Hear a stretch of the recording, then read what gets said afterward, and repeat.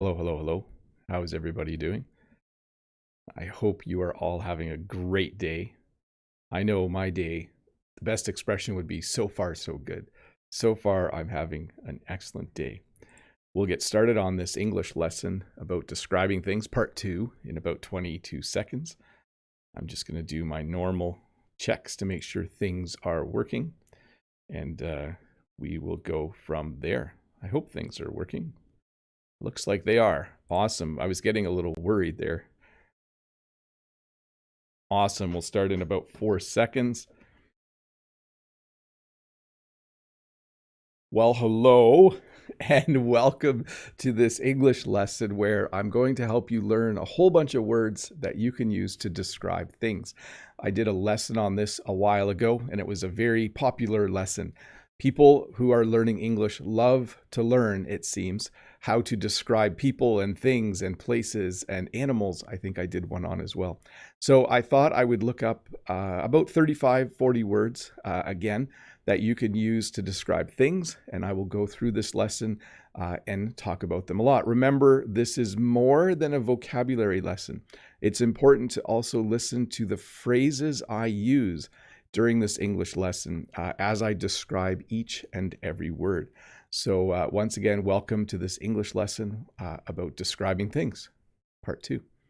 Hey, before we get started, just a few things to note. One, I was going to thank Todd and Dave, but I think Dave can't make it, and I hope Todd shows up. But if not, this might be the first lesson ever where there's no moderator. We'll see what happens. I think that things will be quite calm and polite regardless, so we'll see. I was going to mention something else. There is no live lesson tomorrow, just so you know. Tomorrow is my Saturday off. But and some of you were inquiring about the live lesson schedule during Christmas. I will make sure I get that information to you. We're not quite there yet. It's only December 10th, so there will definitely be a live stream next week, and I think even the week after. So we'll see how things go.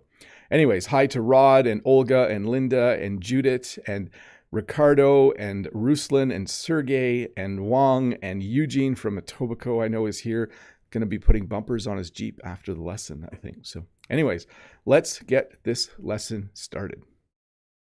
The first word is smooth. There are a number of different words in here. Some you'll know, and some maybe you don't know. Smooth is probably a word you know. In this picture, you can see that they have probably marble countertops. And when you slide your hand on a countertop like this, it's very smooth. It's not there's no bumps. There's no roughness to it.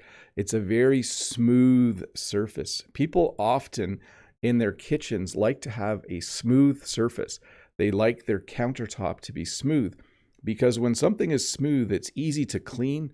It's easy to wipe off if you have like a towel or a cloth, and it's easy to keep it, I'm saying clean, but also ready to prepare food. It's nice to have a smooth surface so you can keep it clean so that you can prepare food safely. The opposite, of course, is rough. This is sandpaper.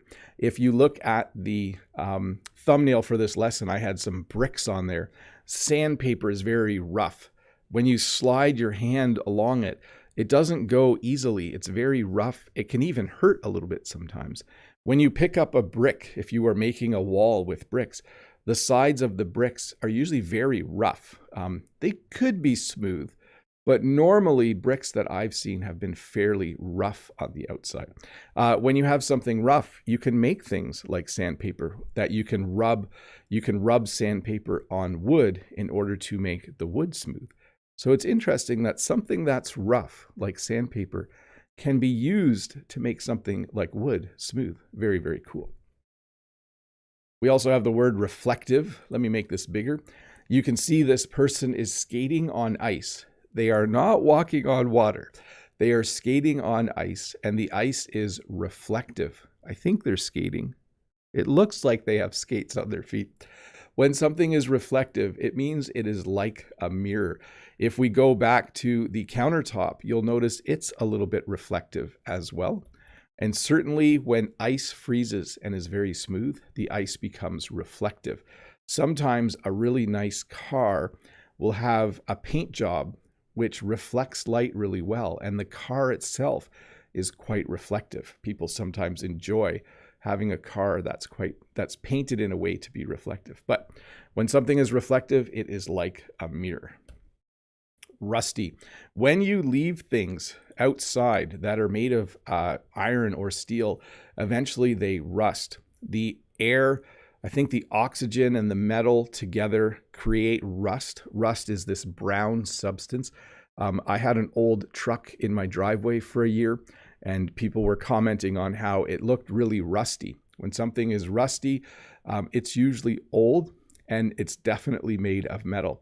In fact, the other day, I hooked my trailer up to my van, and I noticed the hitch on my trailer was very rusty. So I got a wire brush, and I used the wire brush to clean the rust off of it. It was very rusty. Rust's not good. Rust means that something is starting to fall apart. And we also have the word damaged. When something looks like this window, we say that it is damaged. It is no longer whole. It is no longer the way it used to be. So when something is first made, we say it is brand new, but eventually it starts to get worn out. And eventually, if something happens to it, it can be damaged. If you drop your phone, I don't have my phone here. If your phone hits the ground really hard, it might be damaged. And then you would say, "Ah, my phone is damaged. It no longer works. I broke it." We also have things like the word used. When you buy something that isn't brand new, we usually say that it's used. Probably the most common word we use with this, or the common term we use, is the term used car.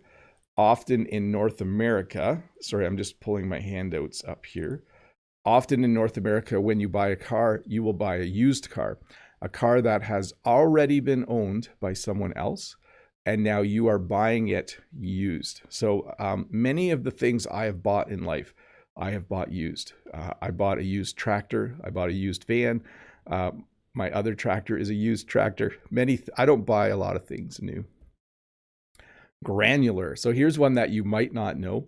When something is granular, it's made up of a lot of little pieces, a lot of very similar sized pieces.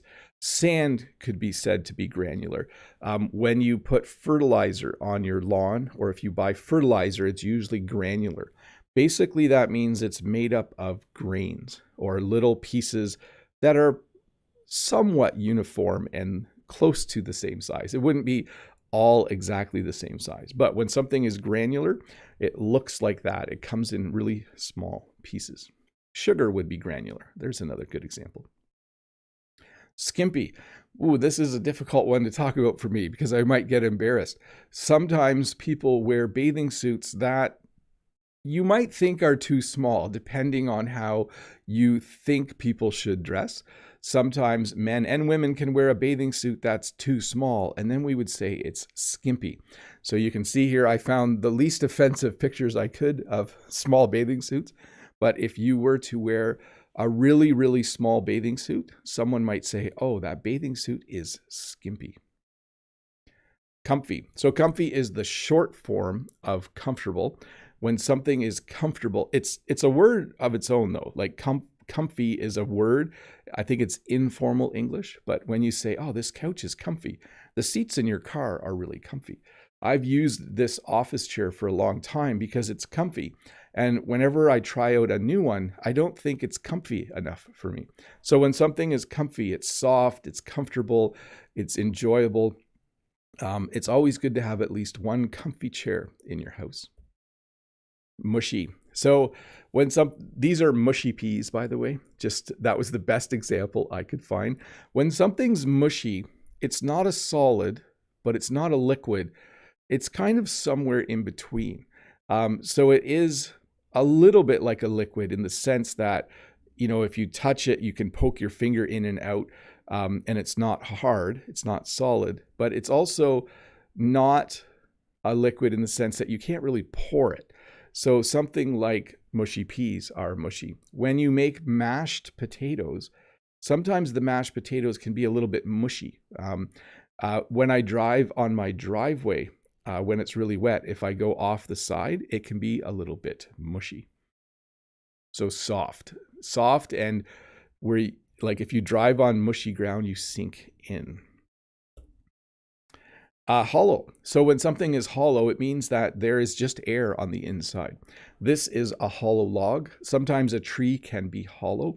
The most disappointing thing in the world is when you get chocolate and you think it's solid, but it ends up being hollow.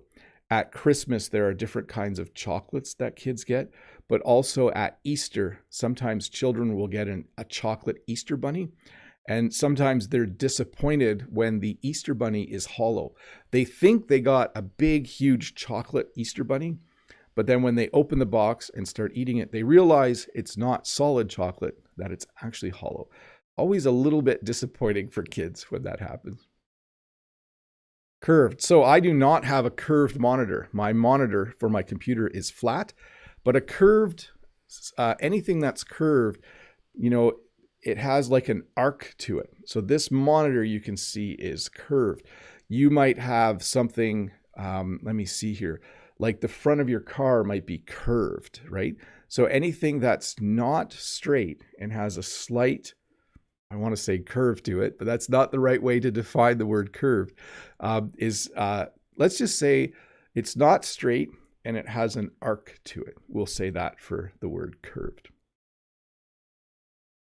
Hey, let me do an audio check and let's get to the questions. Give me a moment here. Let me get the questions on the screen. Forgetting where to click. Here we go. Let's see here. From Ruslan. There we go. Hello, Teacher Bob. I would describe you as a very positive and kind person with a nice sense of humor. The day is always better when your live stream is scheduled. Well, thank you very much, Ruslan, for that. Yesterday, I almost forgot to schedule the live stream. Yaroslav, morning, the wisest Teacher Bob. Recently, I came across on two unknown words, bumpy and hollow. What things could be described by them? Thanks, be well. I think I have bumpy. Bumpy is coming up, and we just talked about hollow. So a tree can be hollow. An Easter bunny can be hollow. I saw in the chat someone said, oh, Linda, what a disappointment. A hollow chocolate bunny.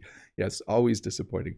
Bumpy is kind of when there's lots of little bumps. I know that's not a good way to describe it, but a road can be bumpy as well if when you drive, you go up and down. But I'll talk more about bumpy in a little bit. Let's see here. Renata says, hey, Bob, I hope you're doing great this morning. Do you say awesome possum and awesome sauce? Just curious. Have an awesome day. Thank you for the lesson. So those are both humorous phrases that we attach to the word awesome. I don't often say awesome possum, but I have heard people say it. It's not super common, but because possum rhymes with awesome, I think it makes it sound really cool and funny.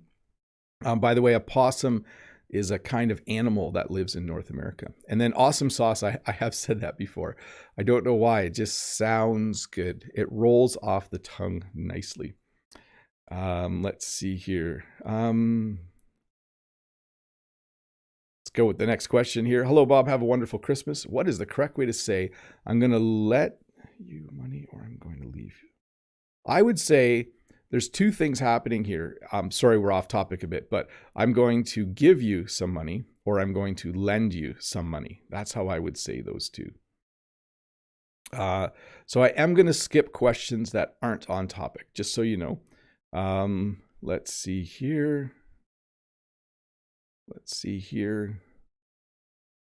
a few questions not on the topic of describing things. So I'm going to... Here we go. Judith. Hi, Bob. Would it feel better to you to describe a thing crimson or magenta or just red? We use the word red quite often, and we'll say things like dark red or deep red or light red. That's probably the most common way to do it. When we get into the more specific colors like crimson or magenta, we usually don't use them on a regular basis. So, sorry, my phone just buzzed. I'll let that be. I'm just wondering if Dave or Todd are coming. I don't think they are. Anyways, they're probably texting me right now saying they can't make it. Let's see here. Katerina. Hello, dear teacher Bob. How can I describe verbs such as happily, badly, run? Thank you for your help. So when you do something, like if you're going to attach happily or badly to a verb, like if you're talking about the verb to run, like he happily runs the company, or he happily runs the race, or he runs the company badly, he's running the race badly. So he runs the race. He happily, they go in a different spot, don't they? He happily runs the race. He runs the race badly. So a little tricky with those two. Farah. Hello, Mr. Bob. How are you doing? What is the meaning of unbearable? Have a great day. When something's unbearable, it means it bothers you a lot. It means that you don't like doing it. It means that you're really tired after you do it.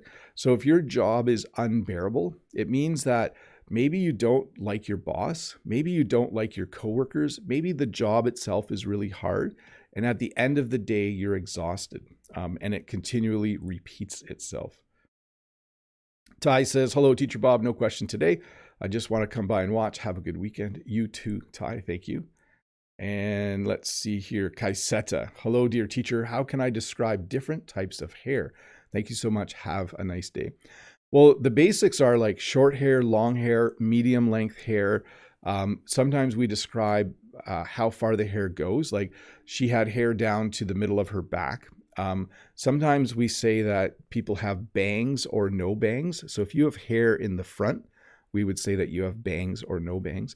Then we go into wavy hair, curly hair, and those types of things. So just a few descriptions for you there. Let me just do a quick audio check for a sec.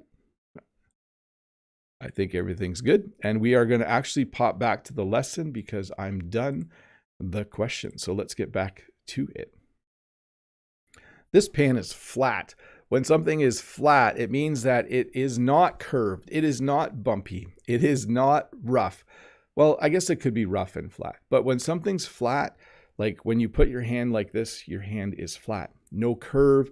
It doesn't go up and down. It is flat. We often use pans to fry things that are flat. You can also say that a tire is flat. When a tire on your vehicle has no air in it, we say that the tire is flat. So a couple uses of the word flat there for you. Shallow. When I look outside, I wish I had a camera set up. There are puddles outside in my driveway because it rained overnight, and I would say that they are shallow. When you step in them, they are only this deep. They're about 2 or 3 centimeters deep. When you go to the lake or to the ocean, when you walk in, it's very shallow when you first walk in. When you go further out, it gets deeper. But when you first walk in, it's shallow. Maybe only your feet get wet, or maybe the water only comes up to your knees. And I see someone saying, as flat as a pancake. Great phrase. I should have mentioned that. When something is really, really flat, we say it's as flat as a pancake. A pancake is an item made out of wheat and sugar and oil that we eat with syrup, butter and syrup in North America and other parts of the world. I think there's pretty much some version of a pancake in every country of the world, but they're very flat. Icy. So we're having a weird fall here in Ontario, Canada. It was icy yesterday. It was really wet and warm the day before. It was snowy and icy the day before that. Today, it's supposed to be warm again. It's supposed to be 7 degrees. I know that's not warm for you. But on some days when it rains and then it freezes, it's very icy. So we have rain coming down, and when it hits the trees or things that are outside like my vehicle, they get very icy. They have a layer of ice on them. The other day, the road was icy on the way to work, and that was a little bit dangerous. Loose. There's a number of different ways to use loose. When you tighten a nut onto a bolt, if you don't tighten it all the way, we would say it's loose. Sometimes the lug nuts on the tire of a car, they come loose, and sometimes they fall out and the tire can fall off. We also use the word loose to talk about clothing. This t-shirt is not tight. This t-shirt is loose. Sometimes when you exercise a lot and eat really healthy food, you lose weight, which is a different word, but your pants become loose because maybe you normally wear a certain size pants And because you have lost weight, you have gotten smaller, and now your pants are loose. Prickly. This is a cactus. A cactus has really sharp needles on it, and we would describe it as being prickly. I do not have any cactuses, or is it cacti? Sometimes even Bob the Canadian doesn't know the correct word. I don't always have, I don't always know how to pluralize certain words. I think cactus becomes cacti, and I'm not sure if virus becomes viruses or viri. I think it's viruses. Anyways, you're here to learn about prickly, not about how to pluralize cactus, hopefully. A cactus has lots of needles. A cactus is prickly. There are bushes that we have on our property that have little thorns on them, and we sometimes say they're prickly. Okay, so anything that has little pointy needles or pointy things on it. So the question is needles or thorns. We kind of use it interchangeably. We have thorn trees behind our house that have really sharp needles on them. We have thorn trees that have really sharp thorns on them. You can kind of use the word interchangeably. And you would say they're prickly. Definitely. They're definitely prickly.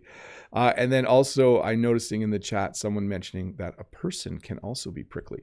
Yes, someone who is easily angered and not happy and kind of grouchy all the time, you might describe them as being prickly. Hey, when it rains a lot, it's wet outside. When you spill water, I spilled water on my desk yesterday, so it was wet. My desk was wet yesterday. There was a wet spot on my desk. Actually, I didn't spill water.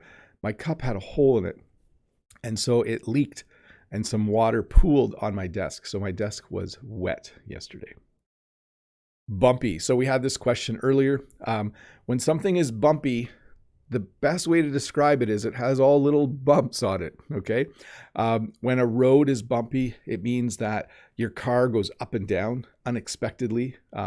Sometimes when you are flying in a plane, the captain might say, we're going to experience some turbulence up ahead, and then the ride might get bumpy. The plane might go up and down.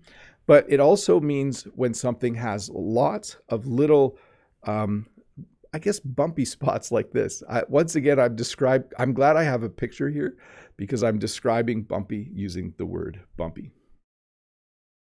Creepy. So we did a lesson on Halloween a couple months ago. When something is creepy, it means it's scary. It means it's something that certainly it's the opposite of exciting or happy or fun. This is a picture of a skull, and it's dark, and the light is kind of coming from a funny direction, and it's very creepy. It makes you possibly a little bit scared or a little bit afraid. Dusty. Let's make this a little bigger. When they come and harvest my crops, it's very dusty because the crops are dry when they harvest it. A lot of dust comes out of the back of the combine, and it's very dusty. In our house in the winter, because we have all the windows closed and we run our furnace to circulate the air, it's actually very dusty. In fact, I have to dust, like if I look, there's dust on my computer right here. You can't see it, but there's dust on my finger. My desk is dusty. So in the winter especially, I think because we circulate the same air all the time, our house gets quite dusty. Speckled. So we just got some new chickens, and those chickens have just started laying eggs. And even though the chickens are white, the eggs that they lay are light brown and speckled. When something is speckled, it means it has some little dots on it, okay? So you can see here these eggs, I think these are actually for Easter. These eggs are not one color. They have little dots on them. We would say that they are speckled. Simple. When something is simple, it means it's easy. It means it doesn't have a lot of parts to it. The best explanation would be this. A bowl of cereal is a simple breakfast. If you want to have a simple breakfast, you put cereal in a bowl, you put milk in a bowl, you eat. It's very simple. It's not complex. If you wanted a croissant for breakfast, that is not as easy if you make it yourself. You need to make sure you have the dough and the ingredients and the time. It's a lot more difficult to make a croissant, but it's very simple to have a bowl of cereal or it's very simple to go to the bakery and buy a croissant. That's a simple way to get a croissant. Sticky. So I think we've all used Post-it notes in the past. Post-it notes are a little piece of paper, and along the top, there's a part of it that is sticky, and it allows you to put it onto things and it will stick when it's there. This laptop is going to the extreme. Obviously, if you put that many Post-it notes on your screen, you're a little bit too busy, but you can put them there because they are sticky. So when something's sticky, it means you're able to put it onto something and it will stay there. Other things are sticky as well. Honey is sticky. In our lesson about food, I talked about how honey is sticky. Sometimes my children will spill some juice on the counter, and then later in the day, I'll accidentally touch that spot and I'll say, oh, it's sticky. Why is the counter sticky? Did somebody spill some juice? Once again, Bob the Canadian always blames his kids when something goes wrong. Blazing. I think I did a lesson a long time ago about fire. When a fire is really big and bright, we say that it is blazing. It's a blazing fire. The opposite would be a fire that has almost gone out, a fire that is smoldering. That's when there's hardly any flames and just lots of smoke. But certainly when a fire looks like this, you would say that it is blazing. It is definitely burning really, really well. So buoyant. So when something is buoyant, it means that it floats. I'm not buoyant. People are supposed to be able to float when they go in water. I've never been able to master that. But often when you go out to the ocean, you will see things that are floating, and they float because they are buoyant, okay? Let me just check something for a sec. I'm saying buoyant. Let's check if there's another pronunciation. Buoyant, yeah. So you might hear people sometimes say buoyant, but I say buoyant. So there might be a couple different pronunciations there. There's another word coming up in a bit that has the same thing. So I see in the chat people are like buoyant, buoyant, buoyant. There must be two pronunciations. There we go. Economical. This car is very little. That means it probably did not cost very much, and it probably uses very little gas. So you would say that it's economical, okay? So when something is economical, it means it did not cost a lot to buy it, and it does not cost a lot to keep using it. So economical. This car is definitely economical, I would say. Elegant. So elegant is an interesting word. It means like beautiful, refined, nice is a simpler way to say it. This flower is very elegant. It has beautiful petals. It's very detailed. It has nice colors. When you see, sometimes Jen bought a really nice dress this past year, and when she wears it, she looks very elegant. The dress is very elegant. It's just really nice material. It's really nice to look at. So elegant simply means attractive, beautiful, yeah, just nice if you want to use the word nice. Firm.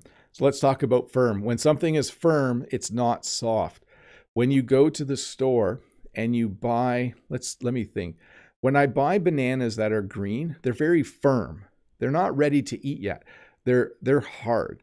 But eventually the banana turns yellow and it's a little bit soft when you touch it.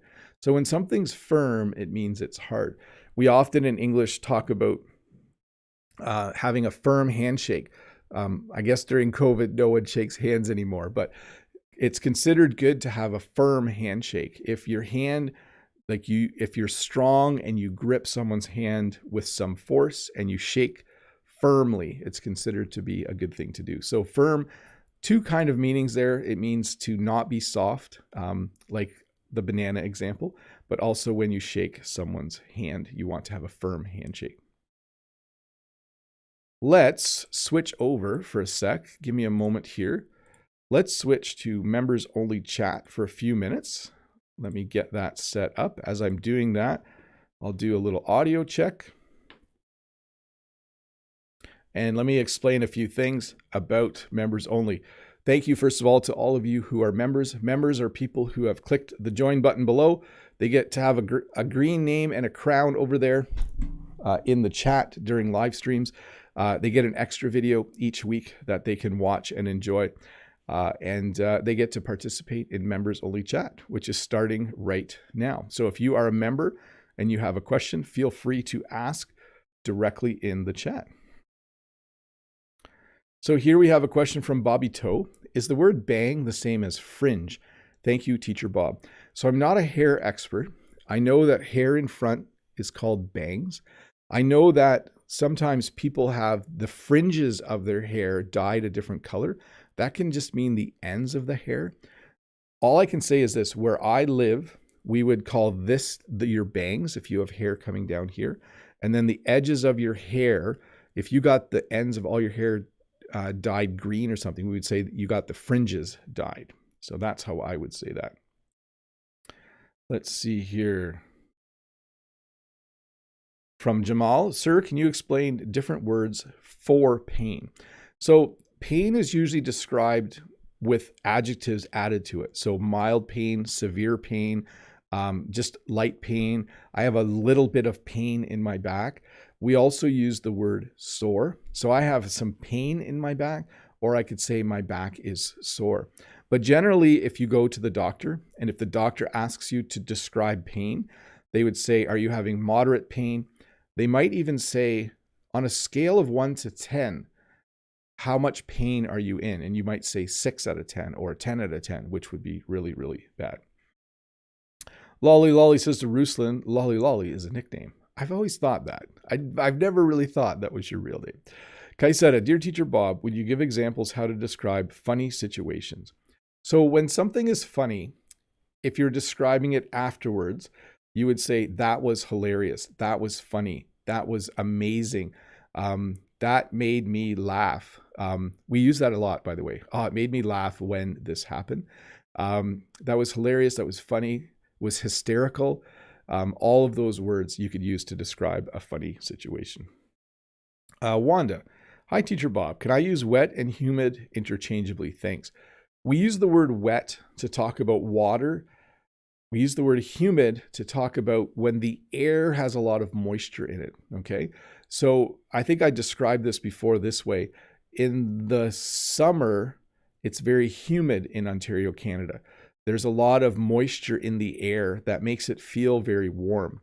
In the winter, the air is very dry. Right now in our house, the air is not very humid.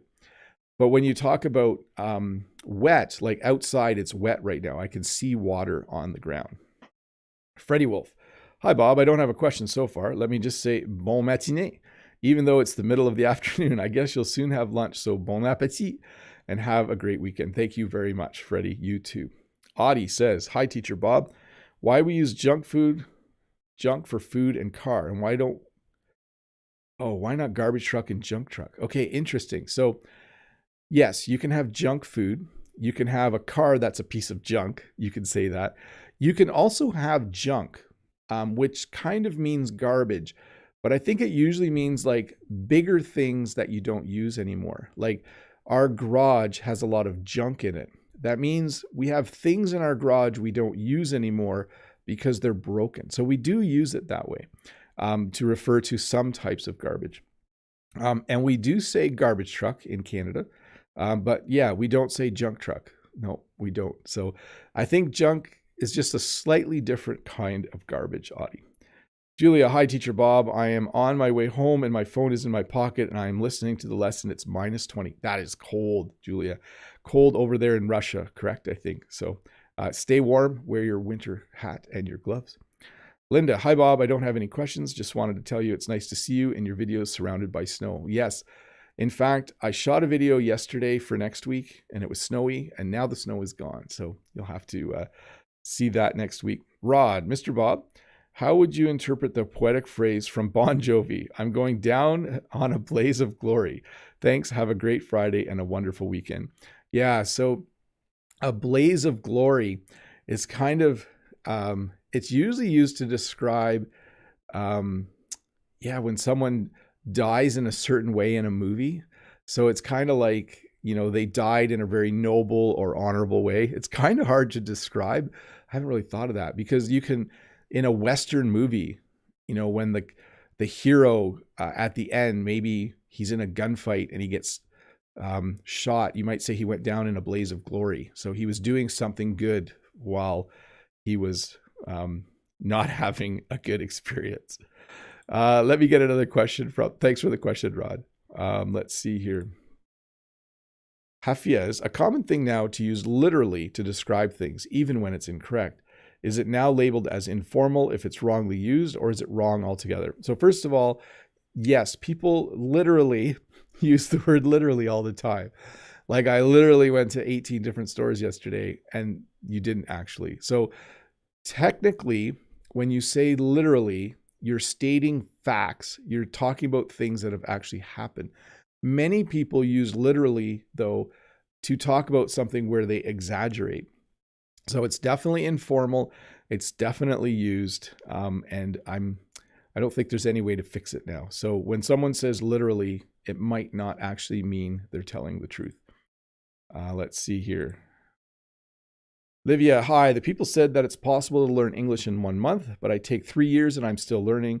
It's really possible. Well, you can learn a lot in 1 month, but I don't think, and I've said this before, I don't think you can learn a language in 1 month. I think it definitely takes a lot longer than that. I would say that learning a language, if you are dedicated, if you have an hour a day, if you have 5 to 10 hours a week, and you work at it for 3 or 4 years, you will get really, really far.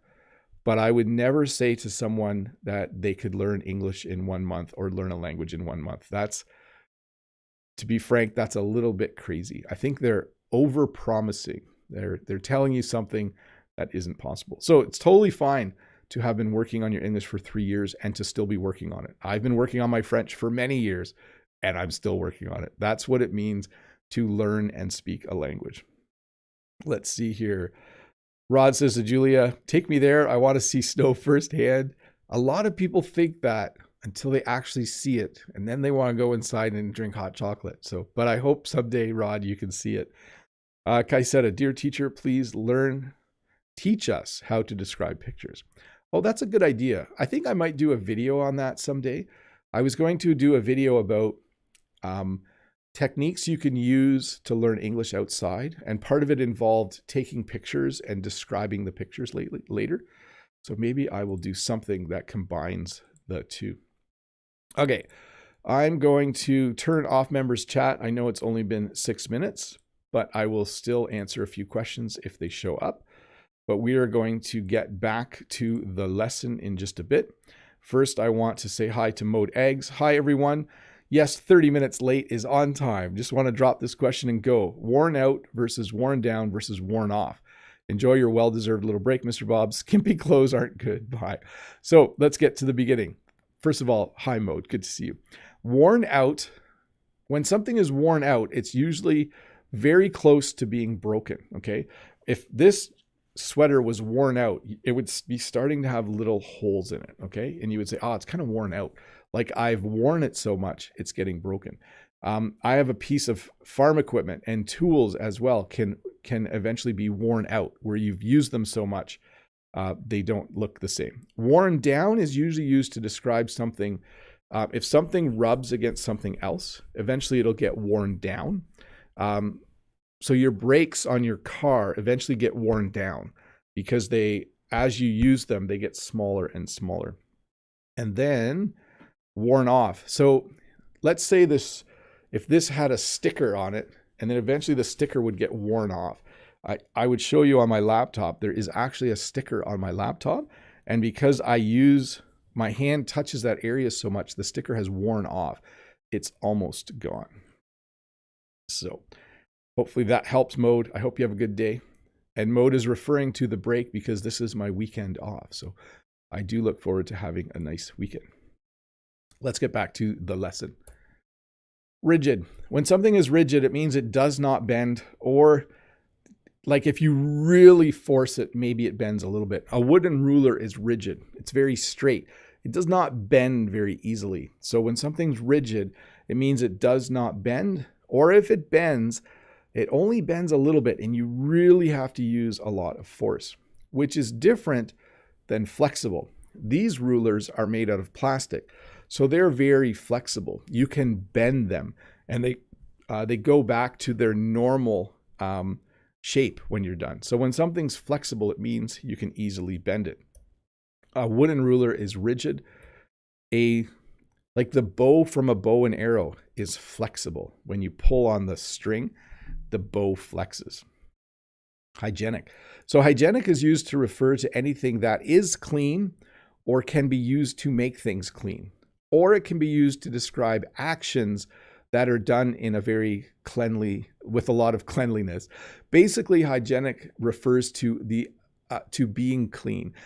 Soap, when you use soap, you want the soap itself to be hygienic. When you clean your counter, you do that because you're being hygienic. You want things to be clean where you prepare your food. So hygienic is basically used to describe anything that is clean or the process of making it clean. Like it's very hygienic to brush your teeth every day. It's a good thing to do to keep your teeth clean.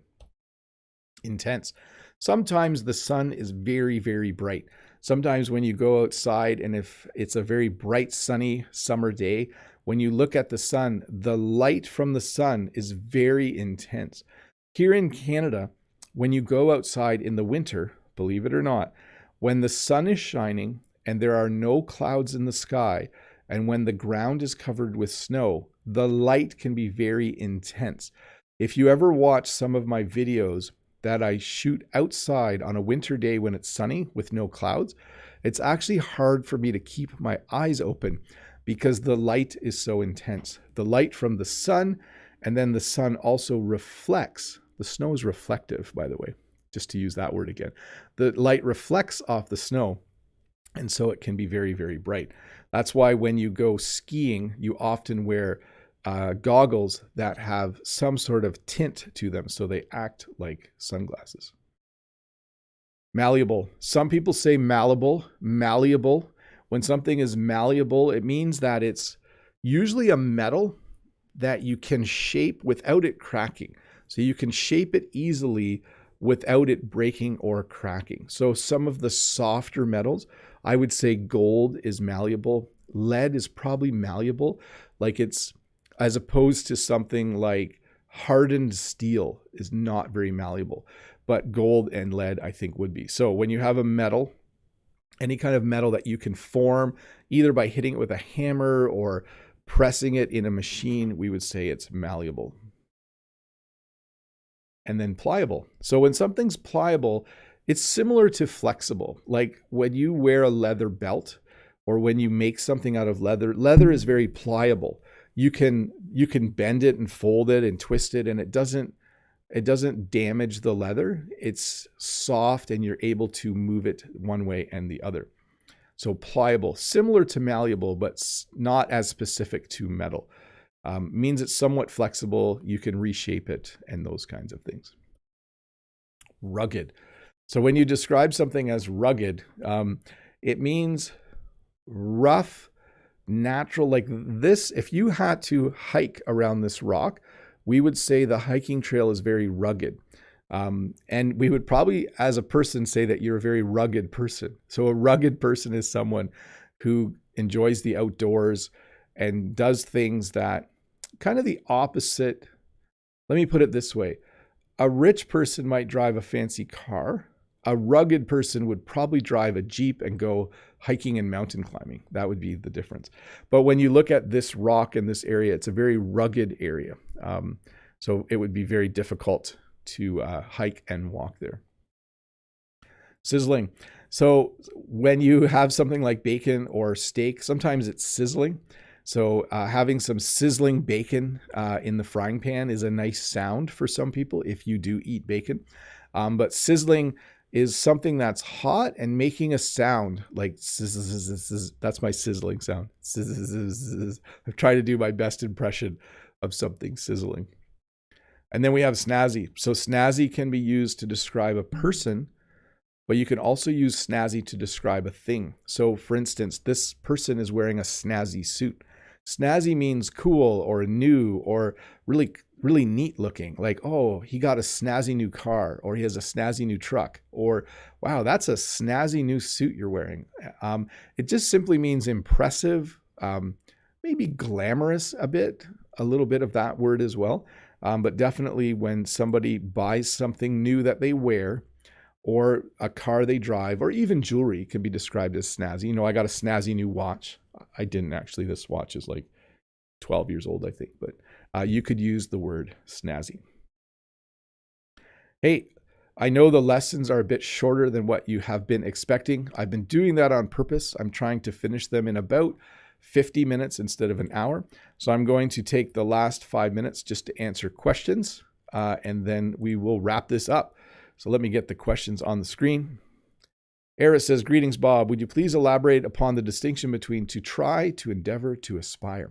So try is the general verb when you attempt to do something. Like, I'm going to try and get a lot of work done today. I'm going to try and be home on time. I'm going to try and cook something new tonight. I'm not telling you what it is because I think I'm going to fail. It's a kind of soup, though. It's just the general term, meaning that you are attempting to do something or you're going to. When you endeavor to do something, it's a little more like it's a bigger and more lofty thing, right? Like I endeavor to be a good teacher every day. I'm going to endeavor to work really hard for the last 10 years of my career.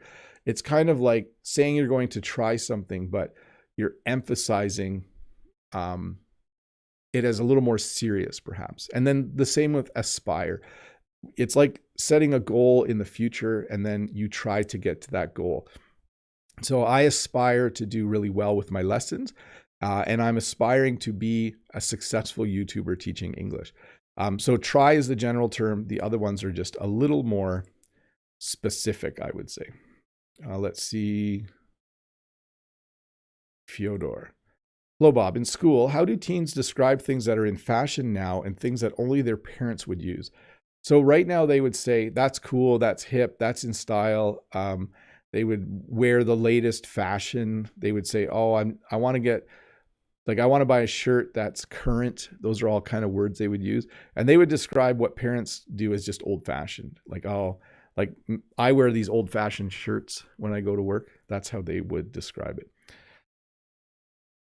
That is the last question. And we are done. So thank you so much for hanging out and watching. Again, I hope you don't mind that the lessons are a little bit shorter. I know this one was extra short. I'll add a few more words next week. For those of you that are wondering about my schedule, I am doing a live stream on Friday and Saturday next week. And I am doing a live stream the following week on Friday. I think it is the 24th, the day before Christmas. But then I will be taking a break towards the end of December. No change right now. Lessons as normal. I do have to say, though, I will not be live streaming tomorrow. I do 3 Saturday live streams and I take a week off.